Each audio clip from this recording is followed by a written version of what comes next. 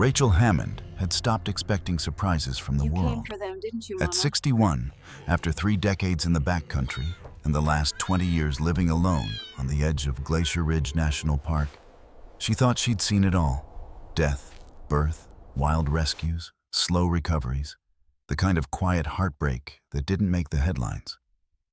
She knew what survival looked like. It was messy, it was quiet, and it almost never felt like enough. But that morning, that cold, silver morning, when the fog hung like a curtain across the trees, that was the day the Wild walked straight to her door. Rachel's old Jeep creaked to a stop in the gravel pullout near Elkwood Station. The sky hadn't yet turned gold. She liked getting in before the light.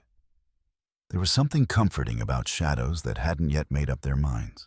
Her joints protested as she climbed out, clutching her canvas workbag and thermos like armor. Another day. Another intake log. Another list of names scribbled beside the words, injured, emaciated, unknown outcome. She barely made it to the front steps before her breath caught. Movement. Low to the ground, just beyond the tool shed. A shape pacing. Tense, rhythmic, back and forth in the mist, like a ghost replaying its final moments. Rachel froze, her senses sharpened, her eyes narrowed. Then, recognition. A bobcat, adult, female, broad-chested, lithe. But she wasn't hiding. She wasn't hunting. She was searching. There was a desperation in the way her shoulders tensed, the way her tail twitched with frustration, the way her head lifted. And then came the sound. A soft, broken chirp. So fragile it barely made it across the gravel. Rachel staggered slightly. Not physically, emotionally. The sound hit something deep, something she hadn't let herself feel in years. It was the sound of a mother calling for her young. And suddenly, all the pieces crashed together. 3 days ago, they'd found 2 bobcat kittens curled up in the back corner of the old grain shed near the abandoned paddocks. Barely 12 weeks old, eyes sharp, bodies uninjured, well-fed. Too healthy to be abandoned. Rachel hadn't liked it then. Something had gnawed at her. But now seeing this creature unravel before her, pacing the tree line like she'd lost a piece of her soul, there was no more doubt. Rachel set her thermos down, reached into her bag with trembling fingers, and pulled out a flannel cloth, the one she'd wrapped the smaller kitten in, the nervous one who had refused to eat without being swaddled. The cloth still held that faint smell, not just of bobcat, but of fear and milk and something impossibly tender. She let the wind catch it. The bobcat stopped. Her golden eyes locked onto Rachel like a spotlight through the mist. But there was no anger there, no fear, only pleading. The kind of look Rachel had seen in only 2 places, war zones and orphan wards. And now here, in the eyes of a wildcat, Rachel took a slow step backward. The bobcat followed, 15 feet apart, no leash, no bribe, just instinct and something older than language guiding both of them. It was like walking through a prayer. Rachel's heart thundered in her chest. Every regulation screamed against what she was doing. This wasn't procedure. This wasn't safe. It wasn't even rational. But it was right. She took another step. The bobcat mirrored her. Behind them, the fog shifted like a curtain being drawn aside. Ahead, the wooden porch, the creaking cabin door. Inside, 2 frightened kittens, a chance to repair what never should have broken. Rachel reached the steps, then the door. Her voice came out in a whisper. Not a command, a plea. You came for them, didn't you, Mama? The bobcat didn't growl, didn't run. She simply stared. And Rachel opened the door. The cabin door creaked open with the weight of a decision no one could take back. Rachel stepped inside first, the flannel cloth still raised in her hand, the bobcat lingering just at the threshold. The warm, dry scent of cedarwood and old coffee drifted out to meet the cold mountain air. And with it, 1,000 unfamiliar smells. Plastic, metal, human. The bobcat hesitated. Her muscles tightened. Rachel could feel it. That split-second moment when instinct might override everything. But the cloth still fluttered in the breeze, and somewhere deep inside the hallway came a faint mewling sound, barely audible, but unmistakable to the ears of a mother. The bobcat took a step forward. Her paws touched the worn floorboards like they were hot coals. Rachel didn't breathe. They stood in silence, woman and predator, in the dim light of Elkwood Station's narrow hallway. For Rachel, it felt like walking into a church, or a graveyard, or both. Ahead, the quarantine room. Behind her, everything she thought she knew about lines between human and wild. She reached into her back pocket and sent a quick group message. Do not interfere. Do not panic. Clear hallway to quarantine 1. I'm not asking permission. It was reckless. It was illegal. It was necessary. Because in her gut, Rachel knew something the manuals never taught. A wild mother who has spent days searching, starving, calling into the night. She doesn't recover from loss, not fully. And those kittens, barely past the age of weaning, would never learn the wild from a cage. As she moved forward, the bobcat followed. Slowly, silently, always 15 feet behind. Like a ghost. Like a memory trying not to fade. Every creak of the floor echoed like a warning. And then, just as they passed the hallway window, the sun broke through the mist, golden and soft. And for a moment, the hallway lit up like something holy.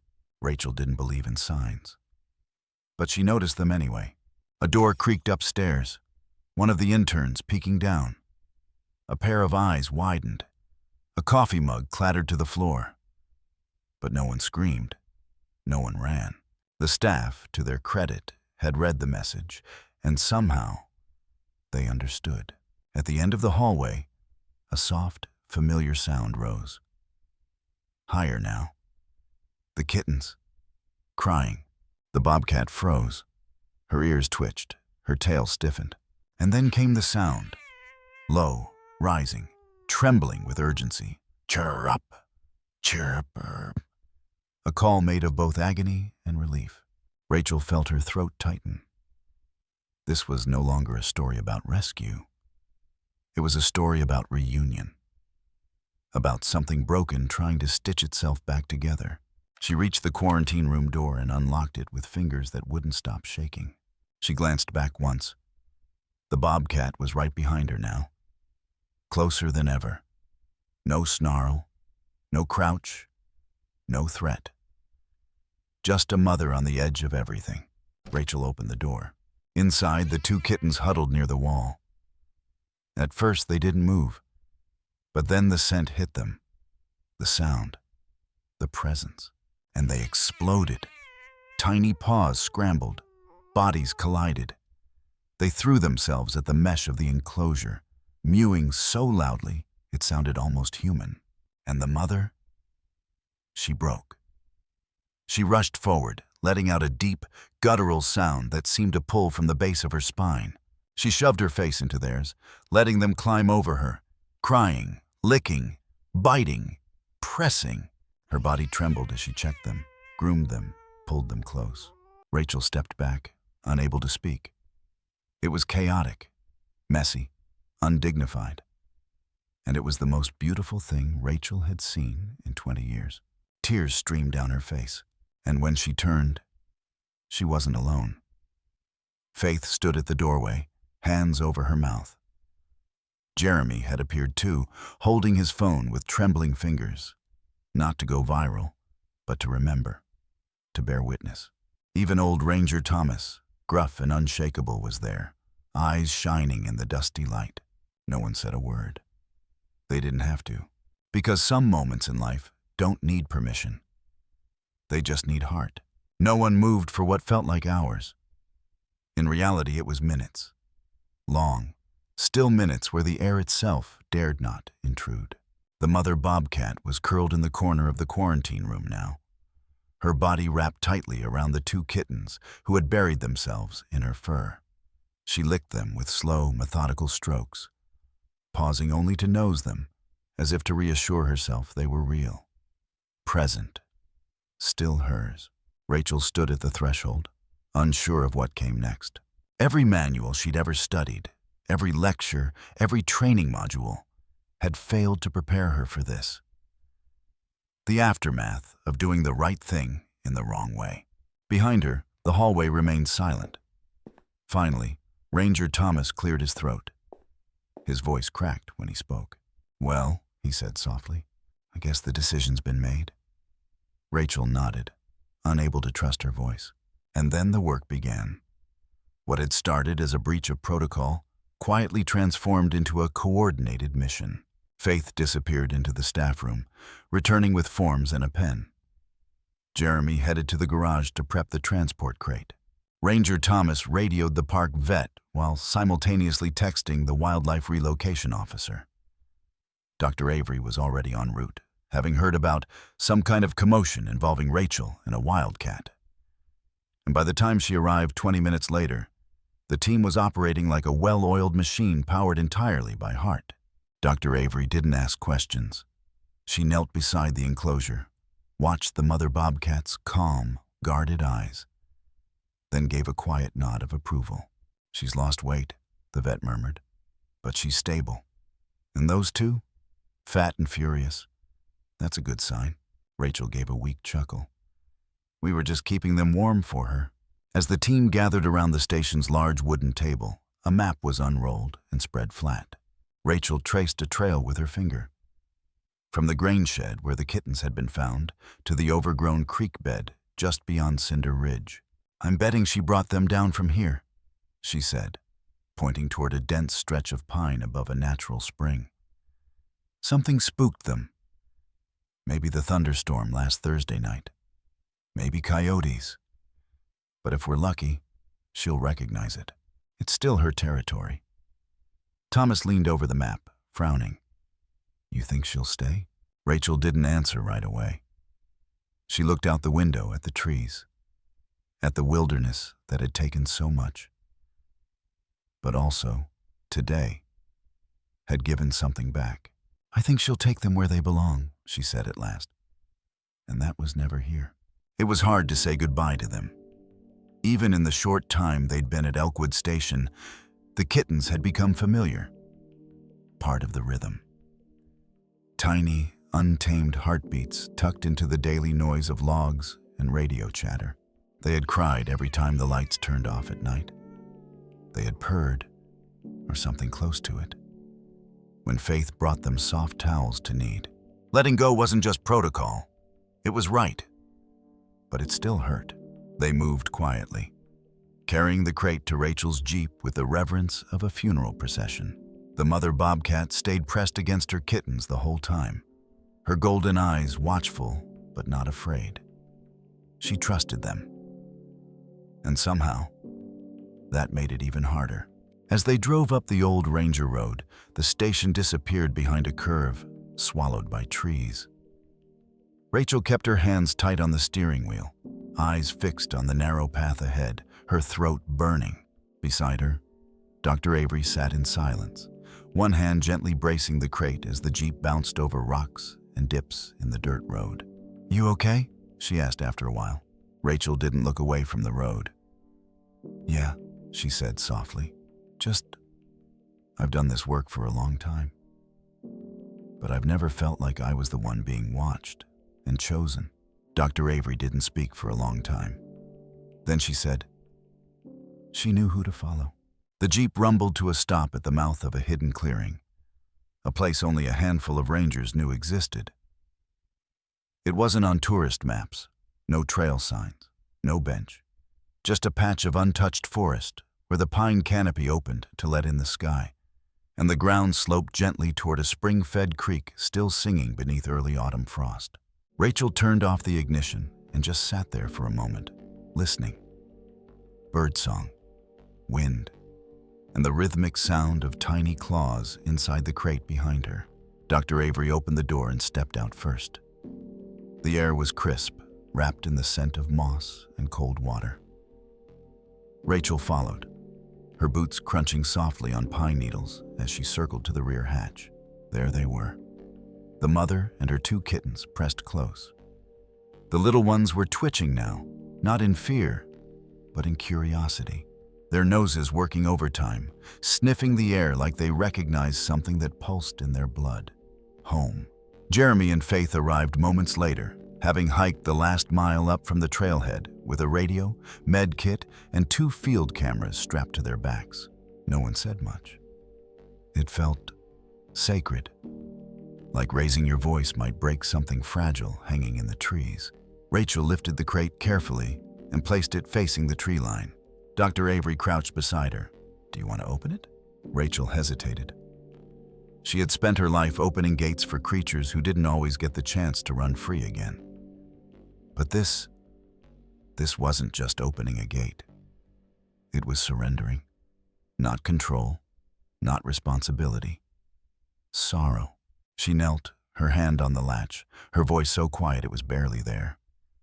"You know where to go. You've always known." The latch clicked.